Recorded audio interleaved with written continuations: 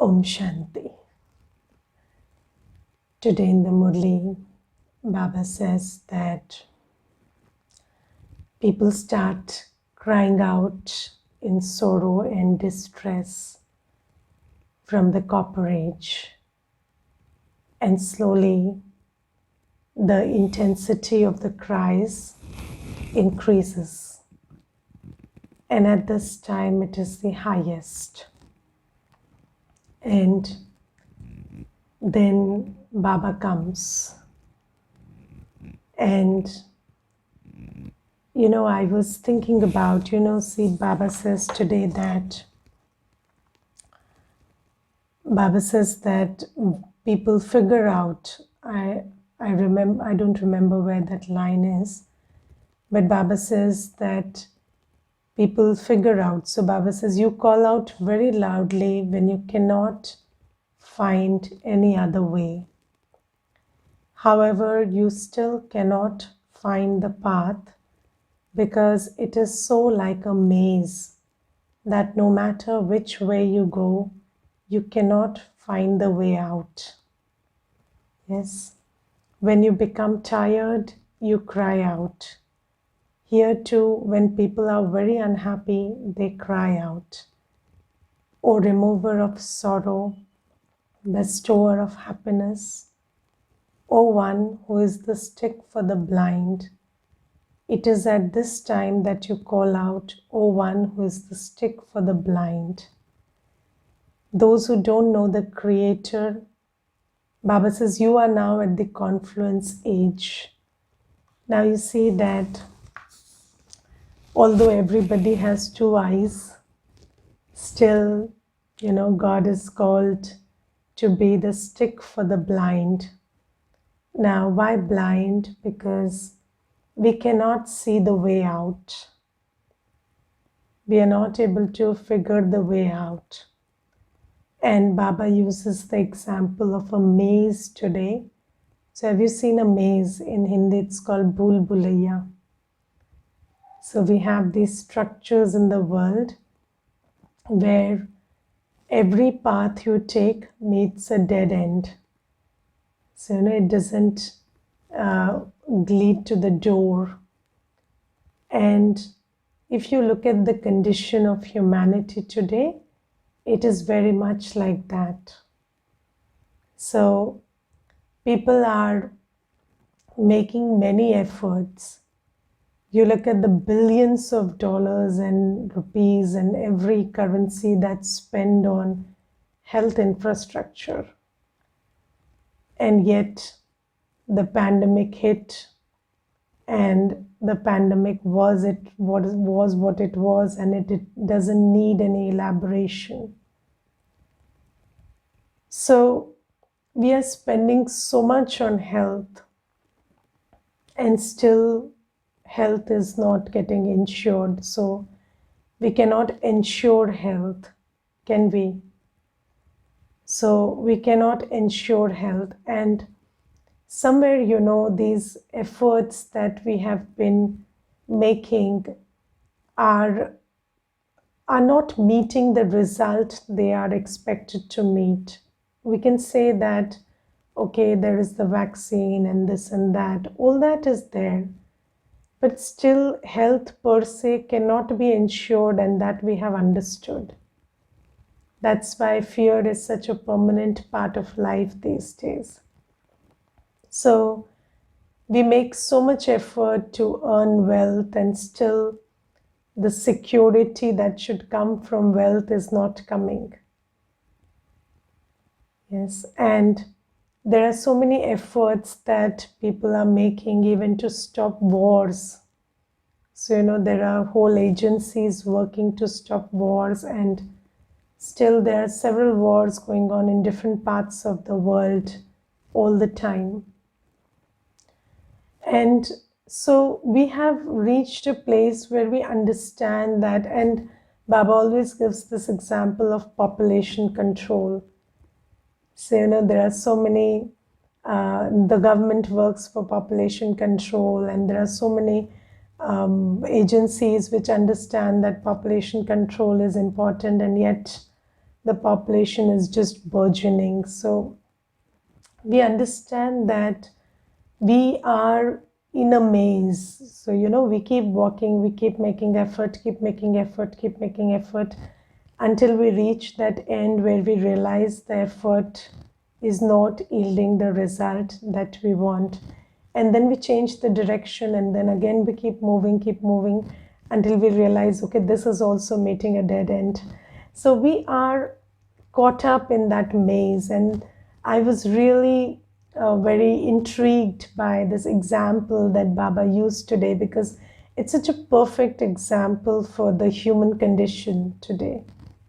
And Baba says the way we are operating is very similar to we being in a maze and meeting a dead end. Every time we start to walk, every time we want to move ahead, we understand. So, we also live in that illusion that, yes, I've covered some ground, and then suddenly you hit the dead end. So this is how it's going on. And then Baba says that now you are in the confluence age. So everybody is crying out for a path, and people have somewhere figured out that we are making efforts, but we don't know the path yet. And Baba says, here I am telling you the path. And it's interesting, so we have gone every which way outwards, but nobody went inwards to search for the path. And even for those who tried to go inwards, they didn't know how to go inwards or upwards. So that was very interesting. So how you take your intellect from this world to that world of light and peace, and how do you take it to a different reality, is something that nobody knows. And in this context, I will also share another beautiful thing. So there is this quotation I read some days back, and it's beautiful. It said that the only way to beat reality today is imagination. So there was this, and it was written in a very different language. It was beautiful. But what I was thinking after that? So people have also figured out, and this is a person from the outside world saying it. So people have also figured out that imagination is the antidote to reality. But imagining what? That's the question. So people know that, the mind is, so I think Einstein was the one who said it, but it's a famous quote, and it is said that, so your imagination is your preview to the future. So what you think, you create. And we have been listening to this in Hindu culture, Sankalp se Srishti. Yes, so your thoughts create the reality. And we have always heard that Brahma ne Sankalp se Srishti rachi. So people say that when Brahma came into action, it was through the thought power that he created the world. But nobody knows what thought. So there is no information about the qualities of the soul, or who Baba is, or the new world, or our sweet home, or the subtle region, or the angelic stage. So there is no information about where do we take our mind. So we know that we need to move our mind away from here, but where do we take it? And the maximum people have been able to figure out through their own efforts is, imagine you got a big red car, and that's not much. So people have not been able to think of, and It's very interesting. There are so many movies made and so much of creative work done in the world. But have you ever seen a human mind paint a picture of a voiceless world in any movie, any documentary?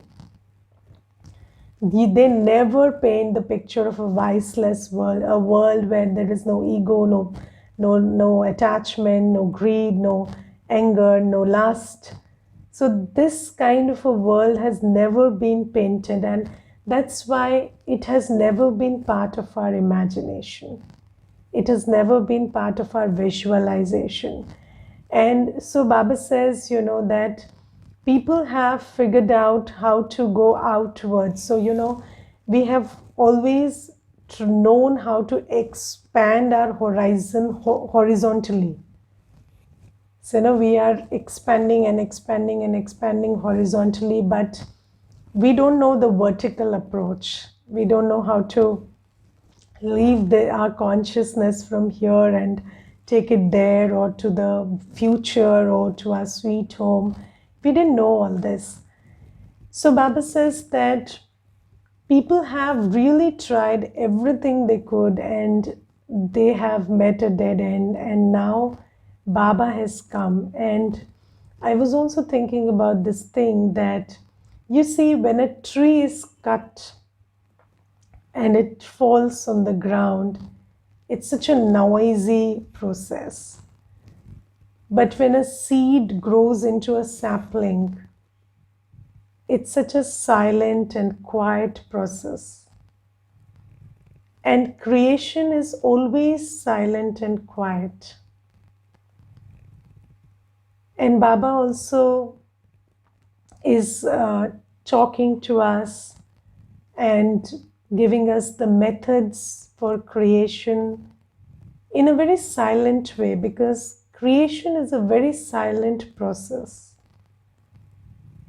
And Baba says there is so much of noise of destruction, and here I am teaching you how to be a Raj Yogi and how to connect your mind to higher consciousness, to worlds with higher frequency, and then draw that energy into yourself and change the frequency of this world here.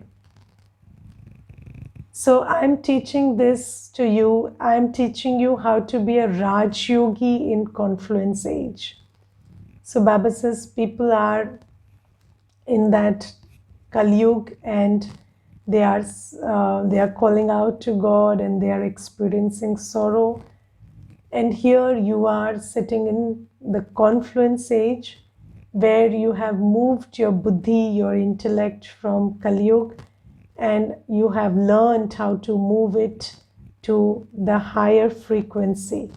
Yes, whether it is Baba or your sweet home or the new world. And Baba today uses two words. Baba says, people in the world are yogis and you are Raj Yogi. So when we say people in the world are yogi, it's a very accurate description, because there is nobody whose mind and intellect is not connected anywhere. So they are all connected. So everybody's man and buddhi is connected with something of this limited world. So it's connected to some relationship or to their own body's health or to wealth or some attainment or some desire. So everybody is a yogi. And the yogi, the fact that they are yogis is the problem. Because whenever you are a yogi, then there is an energy exchange. And when you are a yogi with something that is low frequency, then your state of being depletes further. And that's how the Kalyug is becoming more Kalyug. So if we could just stop being yogis in Kalyug, it would be very nice, because you are always connected. You're always in yoga with the one who is making 10 mistakes a day. And then you are so irritated because of that, because you know that the one who is making mistakes is obviously not in good energy. Otherwise, they wouldn't be making mistakes. And if you choose to connect your man and buddhi with them, then what will your state of mind become? So, if somebody is making mistakes, you need to give them power. But for that, you need to be connected to the powerhouse. But if you are mentally connected to them, then you end up being in the frequency at which they are operating. And do you understand that the one who is making mistakes is obviously at low frequency? Because only when we are not soul conscious, only when we are not in a proper state of being, do we not have the ability to discern and decide and act well. And if you choose to be a yogi with them, then ultimately you will make mistakes. And maybe they are making mistakes of breaking some stuff, and you will make the mistake of breaking your spiritual condition. But anyways, a mistake is a mistake. And then if you keep doing that for a long time, then you will also break stuff outside after some time. So Baba says that everybody is a yogi. That's the problem. And there is nobody who is unattached in this world. And we are all attached to low frequency, souls, objects, attainments, everything of this world. And then it's driving us crazy. And then Baba says, I call out to you not to be a yogi anymore, but to be a Raj Yogi. So Raj Yogi is the one who is a yogi with the higher consciousness. So you are also a yogi, but you choose to be a yogi with the higher consciousness. You choose to be a yogi with the highest on high Baba. And also with your sweet home and the sweet kingdom that's coming. So all that is higher consciousness. So when you are connected to that, then you become like that. That's the law of yoga. So Baba says, this is very interesting. So one is the maze thing that Baba talks about, and then there is this difference between a yogi and a Raj Yogi.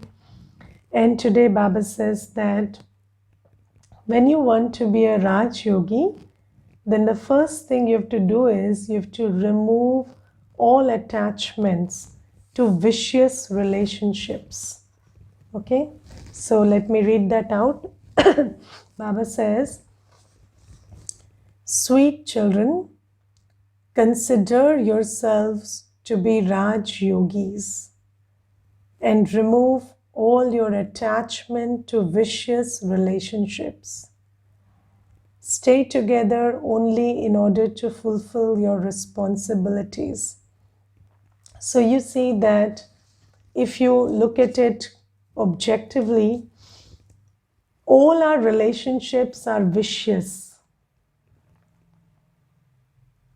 Every relationship is vicious. So there is no platonic relationship here. So every relationship is either driven by greed or lust or attachment or ego. Every relationship. And it's very interesting that it is like that. And that's why. And why. One day somebody told me this, when I came to Gyan, there was this one Murli where this was being shared, and then there was a little thought on that, and then the sister told me that, all our relationships are vicious. And I said, no, that's not true. So I don't think that's true. So, it hurts the ego to think that every relationship is vicious. And I said, no, that's not true. I don't believe that. So then she said, okay, then if it is not vicious, then why does everybody have a problem when you belong to Baba. So Baba is teaching you to be viceless, correct? Right? And if a relationship is viceless, then why can't it coexist with Baba? So why does that relationship have a problem? Where does the conflict arise? So conflict arises between opposite forces. And if you see, when we belong to Baba, everything is in conflict. So, after completing the course, there is one brother and he's a chartered accountant, and he came to me and he said, दीदी सारा धंधा ही चोरी का है, क्या करें अभी आप you are teaching us to so Didi, what are you teaching us and what do you want me to do? I have two children, I have to feed them. You are teaching me to be viceless and Sara dhanda chori ka hai. He said that, and then he laughed, and then I said, so you see, when we come to Baba, we have a conflict with everything. So we are in conflict with how we conduct our business, how we conduct our relationships, how we approach marital relationships, how we approach our relationship with children, how we approach our relationship with the body. So, we thought abusing the body is using the body. And we thought that if we don't abuse the body, what use it is to have a body. So no lust, no sensual pleasure, then what is the body good for? So every relationship, whether it's the relationship we have with our spouse, our children, our parents, our, and even with parents, most people are having a relationship with parents based on guilt and parents that I have not done the needful, and there is this feeling that I owed, I owed it to them, and then I have not given it to them, and they're doing many things out of that guilt. But there is no need to fall into that whole trap of, so you do what you need to do because your nature is to give. It should not be driven by any other emotion. So why do only the old or the apparently needy deserve your love and attention? Everybody deserves your love and attention. That doesn't mean you neglect them. So it's equally. So if you look at it, it is so body conscious of us to think that young people are better equipped to take care of themselves than old. No, it's not true. So fragmented attitudes and not being in a place of good consciousness. Everybody needs love, care, attention, support these days. It's not just that one who is physically old or physically ailing, or because you see mental illnesses, emotional weaknesses, these are part of every soul's drama right now. So Baba says that why do your relationships need to be based on vices? So we don't need to base our relationship on vices, and Baba doesn't say that you don't have a relationship at all. So let us understand this very clearly. Baba is not saying that you break away from relationships. Baba says break away from vicious relationships. Okay, so finish the vice in that. So you can say I am totally available to you, but my body is not. So you are not entitled to lust, you are not entitled to attachment, you are not entitled to you are not entitled to demanding any financial support, but I'm here for you to do the needful and give you what you need really. So, this relationship doesn't have to be based on vices, but there can be a relationship with every soul on the planet because they are Baba's child. And Baba is giving us so much, so we can give to all his children. And we can only give what Baba gives us. So, Baba is not giving us. So does Baba give you time all day? Baba gives you just one Murli a day. Yes, and he says, I've given you enough, you can churn on it and create your own butter.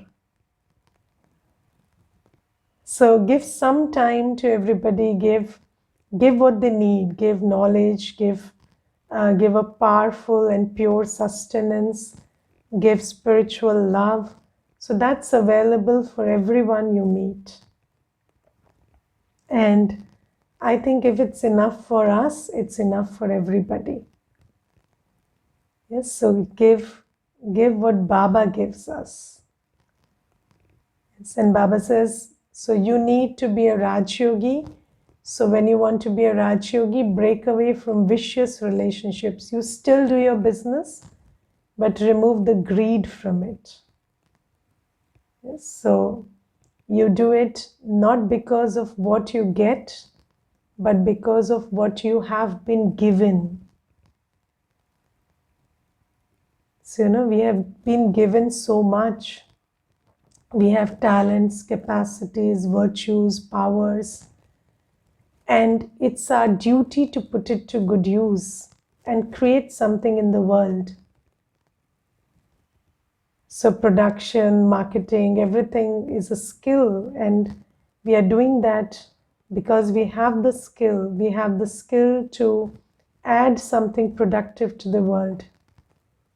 So do that, and it's a duty of every soul to use their endowments. If you can create something, you are obliged to create that. It's an obligation, it's a spiritual obligation.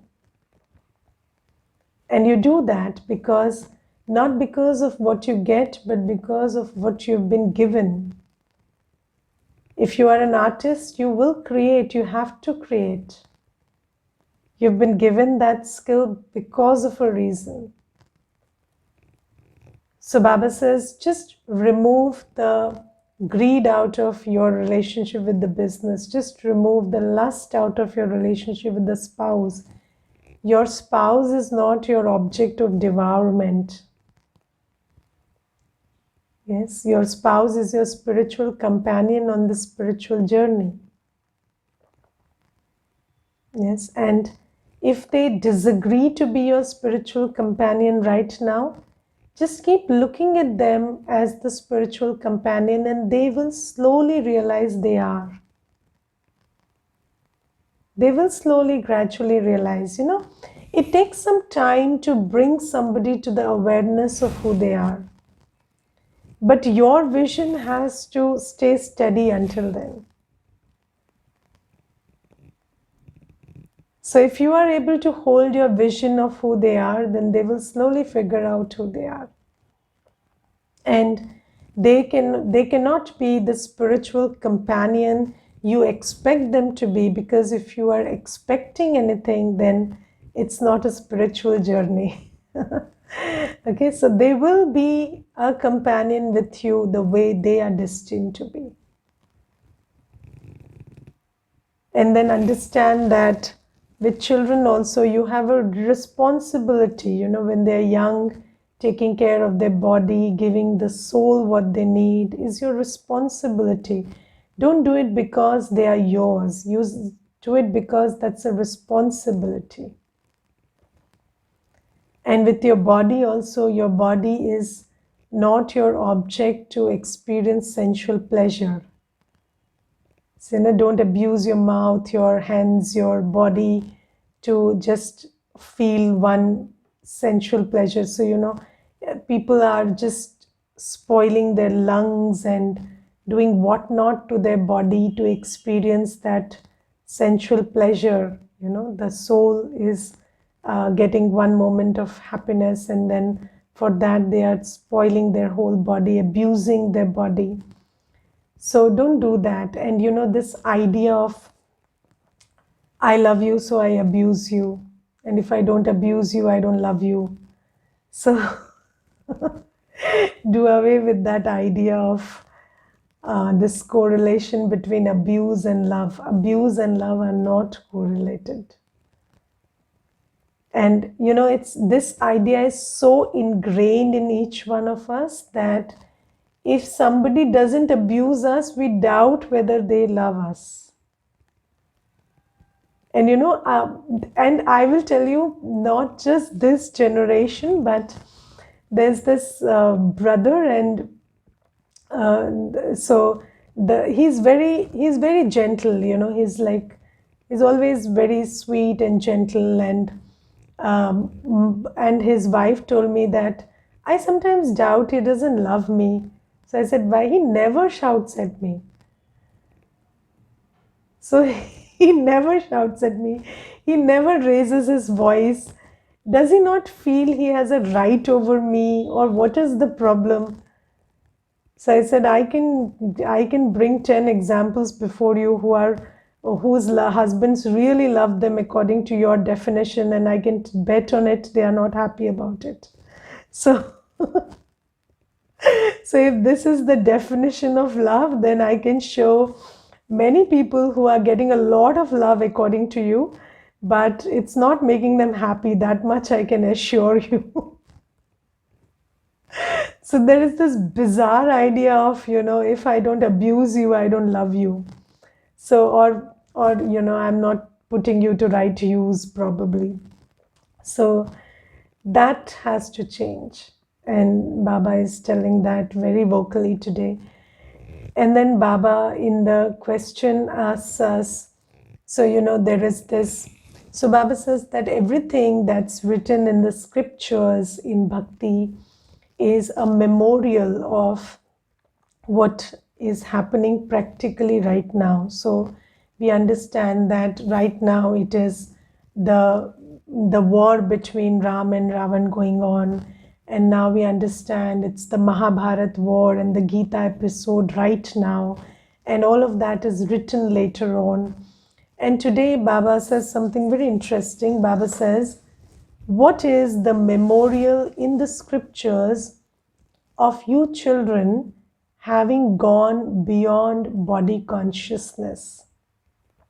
So we are all going beyond body consciousness.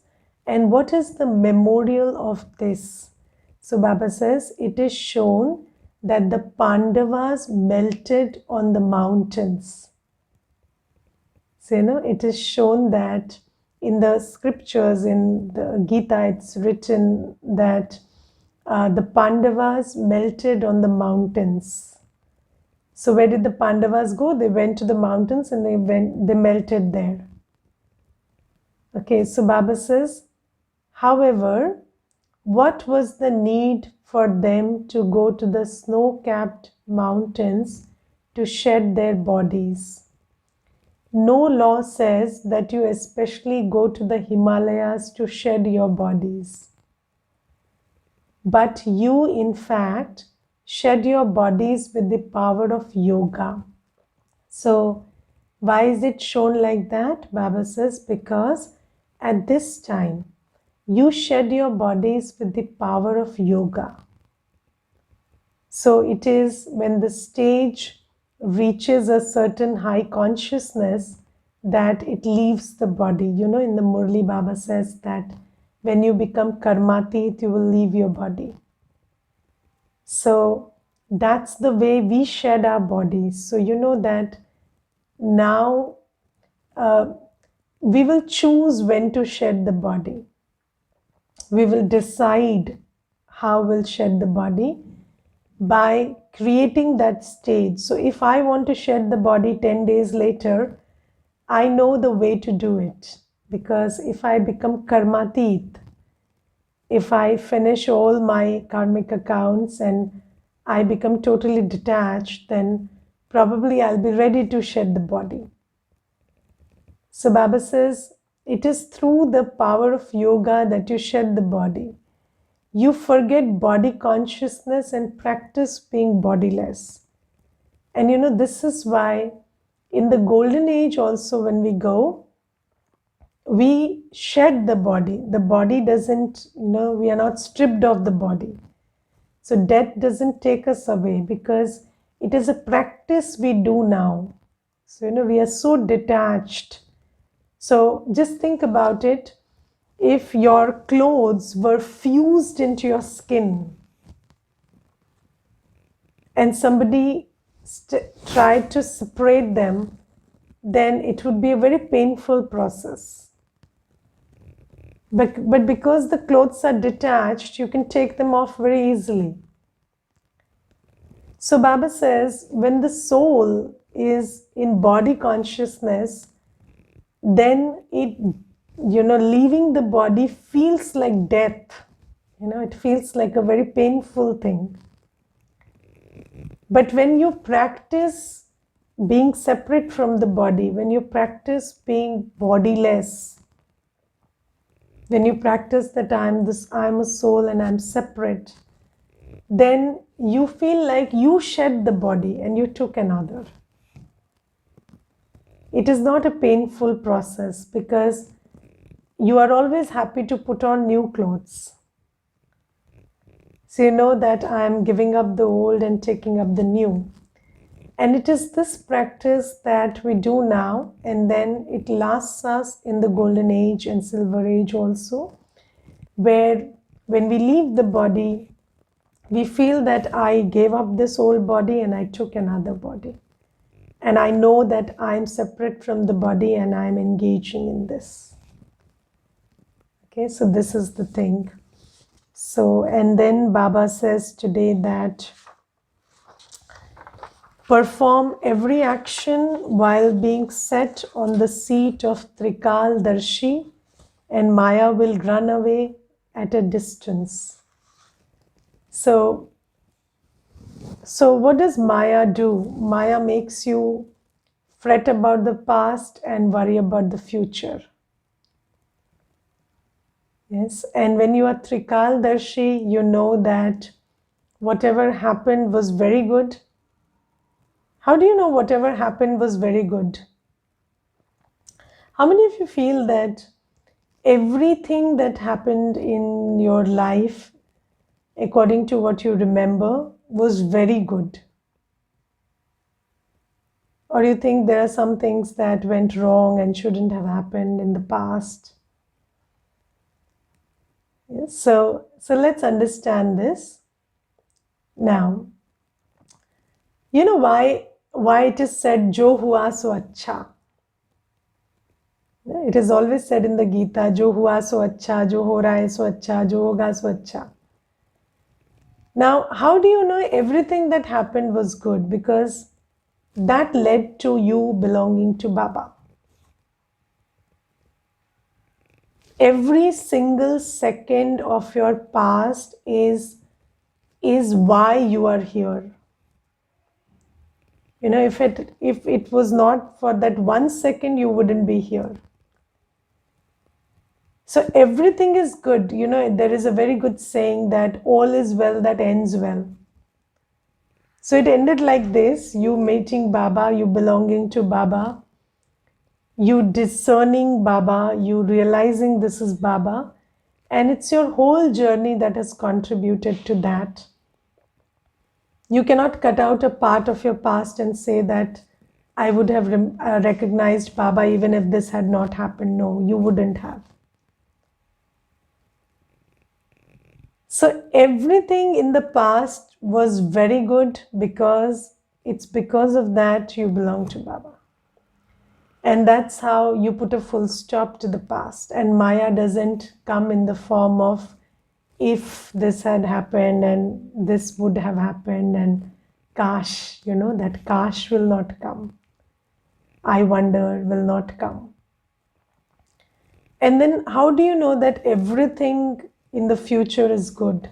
Everything in the present is good. Because now you are in the canopy of Baba, and you are going to inherit your right in heaven. So obviously anything that's happening is not wrong. Maybe I'm not able to see the good, but because I'm on this journey to my future kingdom, the path must be right. So when you are in this mode where you see everything in the light of knowledge, then Maya cannot disturb you. Yes, and when Maya cannot disturb you, you can focus on what you need to do, because what Maya does is it takes away your focus from what you really need to do and keeps you busy in other stuff which is of no consequence. Okay. Om Shanti.